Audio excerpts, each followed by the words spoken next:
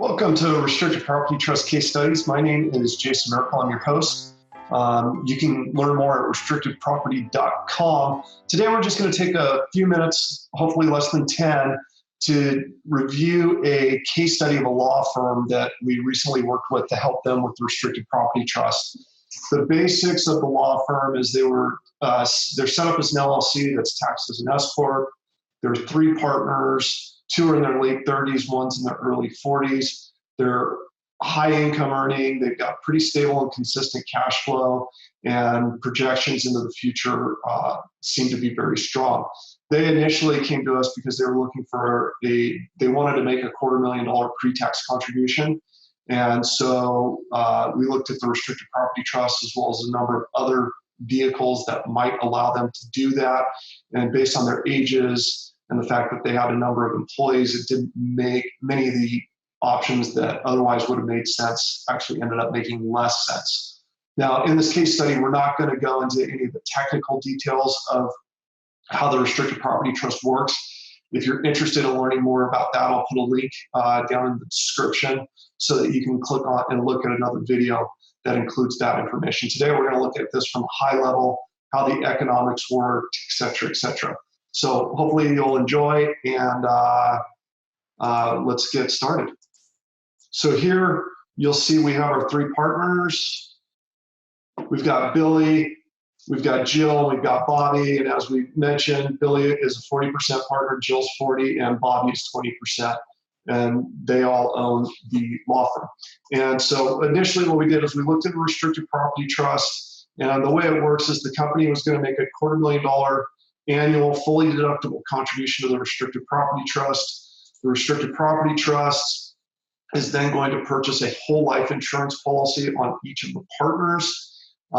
For Billy and Jill, they're going to contribute $100,000 a piece, and for Bobby, it's going to contribute $50,000 a piece. Now, we've already accomplished 2 of our 3 goals, which were tax deduction, accumulate assets on a tax-deferred basis for retirement, and 3, provide some form of buyout mechanism if something were to happen to one of the partners. And so 1, we've already received the deduction.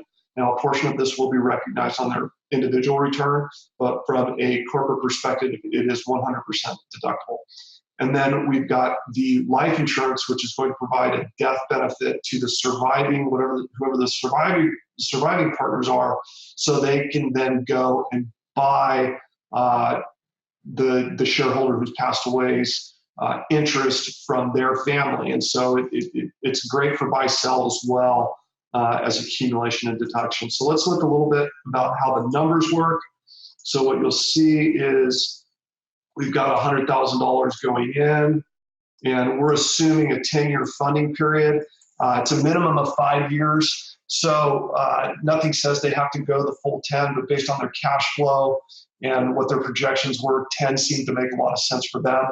They don't have to make the decision until about the end of year 4, beginning of year 5, as to whether or not they want to continue it for 10 years. So they may get to 5 years and say, no, we want to stop contributing to the plan, and they'd be perfectly able to do so at that point if they so desire. You'll also notice that Billy starts with a $5 million death benefit, Jill's at about 6.3, and Bobby's at about 3.1. This is in line with the value of the company. You'll also notice that by year 10, with Billy, the death benefit's grown by about 1.4 million. With Jill, it's grown by about 1.6, and with Bobby, it's grown by about $700,000. So the death benefit continues to grow, which is obviously beneficial. You'll notice in the cash value, our cash value is growing as well. And then what you'll see is at the end of the 10th year, when they decide to stop funding or contributing to the plan, the policy is then going to be distributed to each of the shareholders.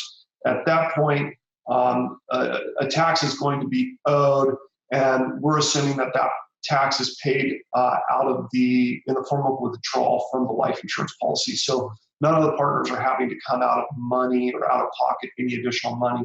That's going to come from the life insurance policy.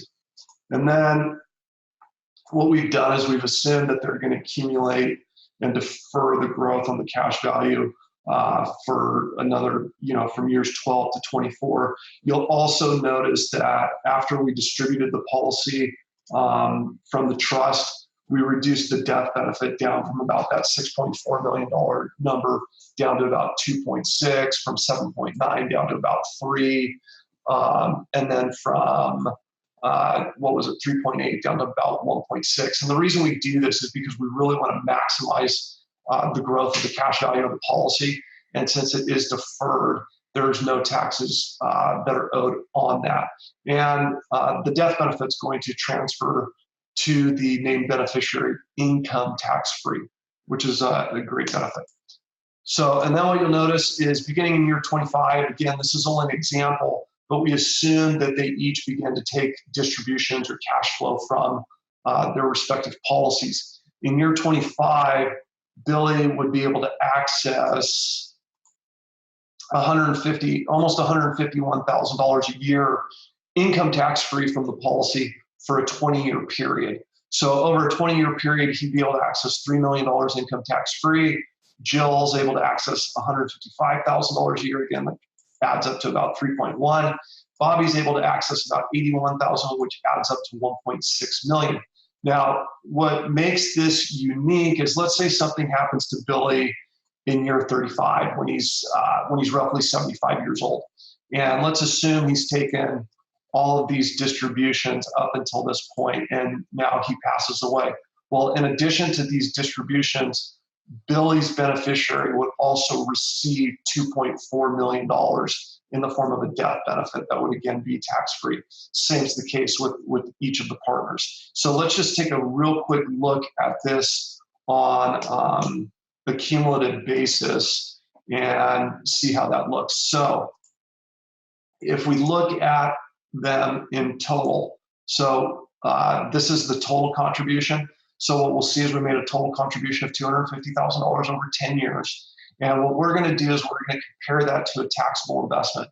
Now, 30% of the contribution is going to be included on the participants' individual returns, which means they would need to gross $325,000 in order to net $250,000.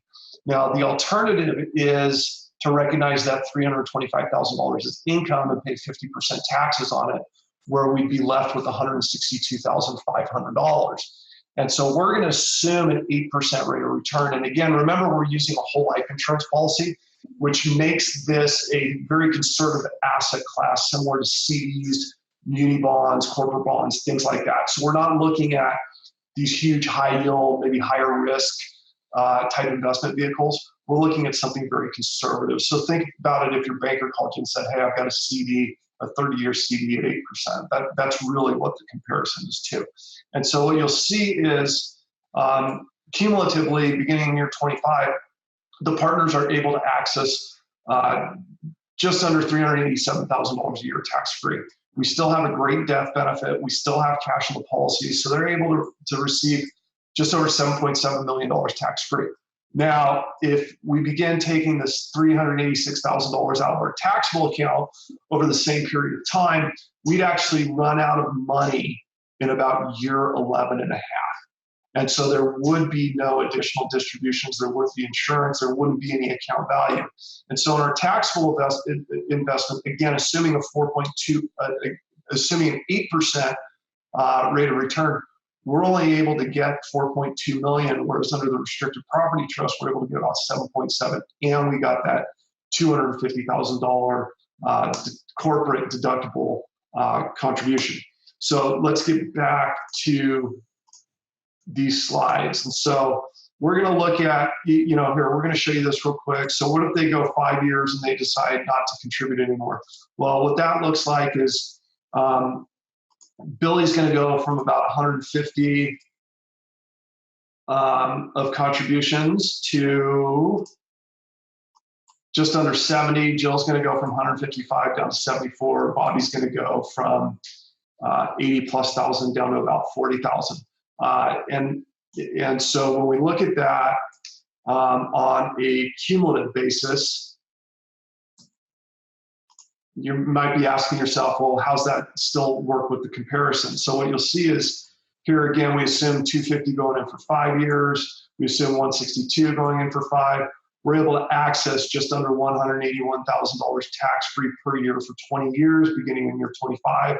If we do the same thing, again, in that taxable investment, earning 8%, we're looking at 14, we're looking at about 13 and a half years that it'll last versus the 20 years in the restricted property trust. And oh, by the way, we still have a total death benefit of about $1.4 million after we've taken all the withdrawals from the policy.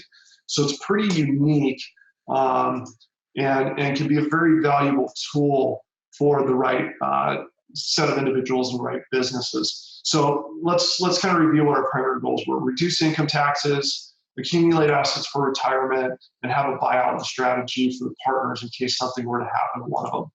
Now let's look at what we were able to accomplish. What we were able to accomplish is we were able to get them a $250,000 fully deductible corporate contribution. Again, they're going to recognize 30% of that on their individual return. The participants will receive a total of just under $7.75 million tax-free from the policies, assuming a 10-year funding period. If it's a 5-year funding period, that goes from 7.7 down to 3.62 in aggregate, assuming they begin taking or accessing cash flow at age 25. Again, there's no requirement to do it at 25. They can do it sooner, they can do it later. It's really up to the individual participant. And then what you see in number 3 is we've got $14.6 million of total initial life insurance coverage in force to begin with. That'll go to fund the buy-sell agreement. We've been able to outperform a taxable investment earning 8% using whole life, very conservative asset class. And 5 participants, beneficiaries, will receive a total of $3.3 million, assuming a 10-year funding period, or $1.4 million, assuming a 5-year funding period, after all the withdrawals have been made from the policy. So this is pretty significant. So again, in addition to all the tax-free withdrawals, there's still a tax-free death benefit that will be available after all those withdrawals have been made. So we want to thank you for joining us for this case study. Again, we didn't go into a lot of detail about how it works, but we've included that link in the description below. If you're interested in learning more or want to discuss your own case or a client case, please let us know. You can always visit us at restrictedproperty.com, send us an email at hello@restrictedproperty.com, or you can call me. This is my personal cell phone number. Again, my name is Jason Miracle. That number is 949-456-1047. Thanks for taking a couple minutes out of your day, and we'll look forward to hearing from you. Thanks so much.